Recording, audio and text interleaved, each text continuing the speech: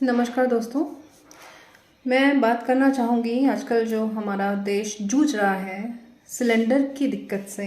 और हमारे माननीय प्रधानमंत्री जी कहते हैं कि सिलेंडर की कोई दिक्कत ही नहीं आई है भारत में।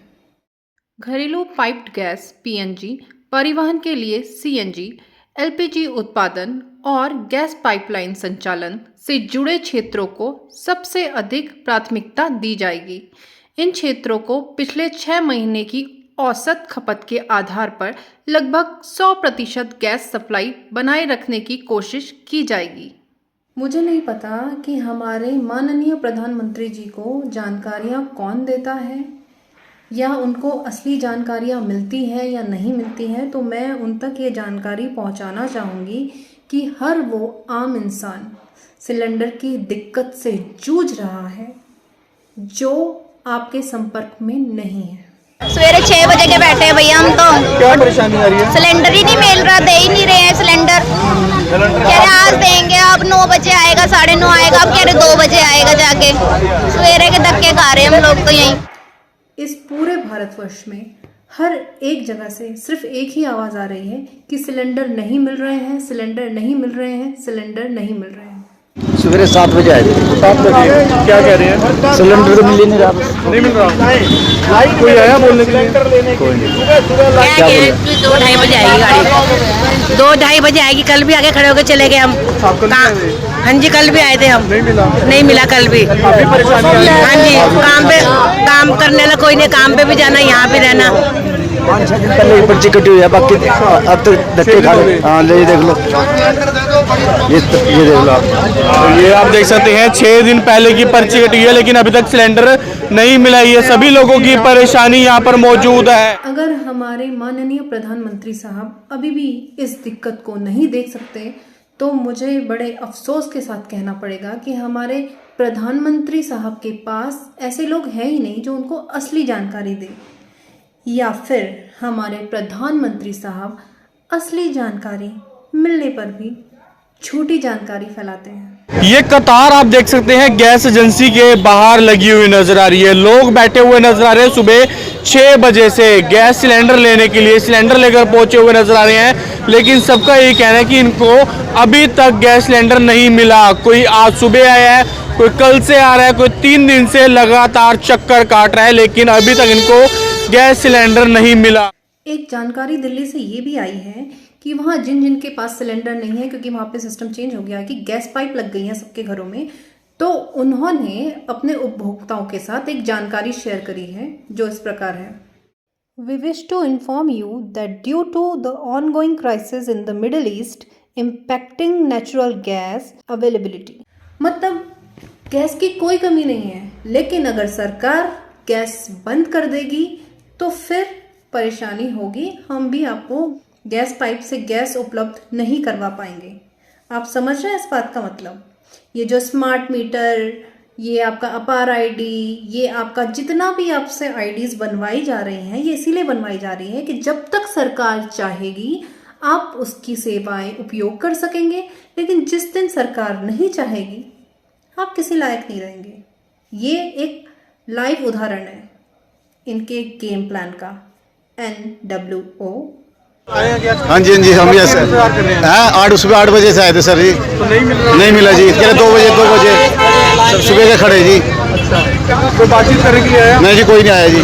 किसी ने कुछ बताया, समय दिया? नहीं, किसी ने नहीं दिया। अभी एक खबर आई थी ईरान से कि उन्होंने जो शिप्स है जिनमें हमारे पेट्रोलियम का सामान था जो रशिया से आ रहा था, उसको जाने नहीं दिया।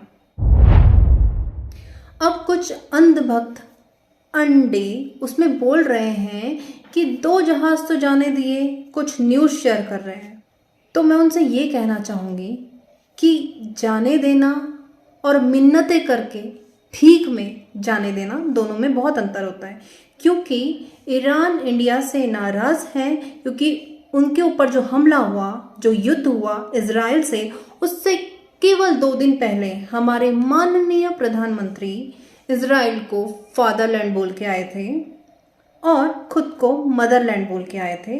मतलब फादरलैंड अगर वो है तो इजराइल ने जो हमला किया ईरान पे, हमारे प्रधानमंत्री साहब उसका समर्थन कर रहे हैं। और वो समर्थन केवल इस बात से नहीं दिखाई देता कि उन्होंने वहाँ फादरलैंड बोला था, मदरलैंड बोला था।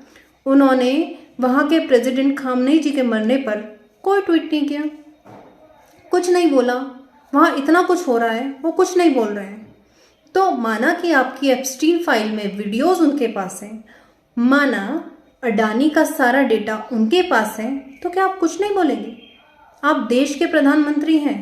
अपने पर्सनल जो आपके जितने भी भेद अमेरिका के पास हैं या इजराइल के पास हैं, क्योंकि एप्स्टीन फाइल में जेफरी ने बोला है कि आप वहाँ नाच के आए थे, तो उससे आप भारत की जो इमेज है उसको ख़राब नहीं करेंगे। वो आपका पर्सनल मैटर है। आप वहाँ नाच के आए, गा के आए, आप एप्स्टीन फाइल में जो कुछ भी करके आए, उसकी वजह से आप हमारे देश का अपमान नहीं कर सकते, हमारे देश को नीचे नहीं गिरा सकते।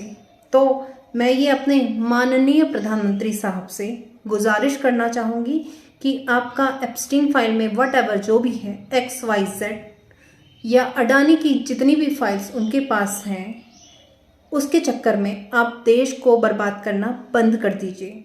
आज भारत की स्थिति ऐसी हो गई है कि भारत एक भिखारी के तौर पर दिख रहा है।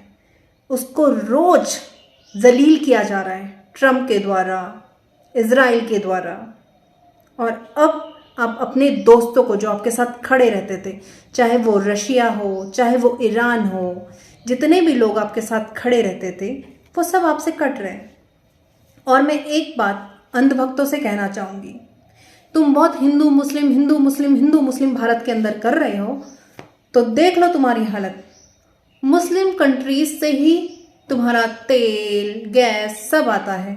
अगर उन्होंने रोक दिया तो देखो आज कितनी किल्लत हो रही है। तो ये हिंदू मुस्लिम छोड़ो, ये हमारा देश, हमारा संसार, ये सब 5 उंगलियां हैं।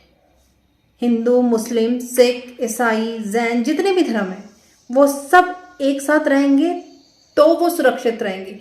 कोई भी धड़ा अकेला अकेला अकेला अकेला करेगा तो वो विनाश होगा, वो निश्चित है। तो समझ जाइए, अगर आप बहुत अपने आप को सनातनी बनते हैं, बहुत अपने आप को हिंदू रक्षक बनते हैं, तो आप समझिए वसुदैव कुटुंबकम, ये हमारा वसुदेव है और इसको कुटुंब की तरह रहना है। ठीक है, तो अगर आप सनातन को मानते होंगे तो आप जानते होंगे कि आप ये जातिवाद, धर्मवाद ये नहीं करेंगे। और अगर आप सनातनी नहीं हैं तो ही आप अपने आप को हिंदू हिंदू यही बोलेंगे। तो धर्म की रक्षा अगर करनी है तो सबको साथ लेकर चलिए, वरना आप धर्म के रक्षक नहीं, धर्म के विनाशक हैं।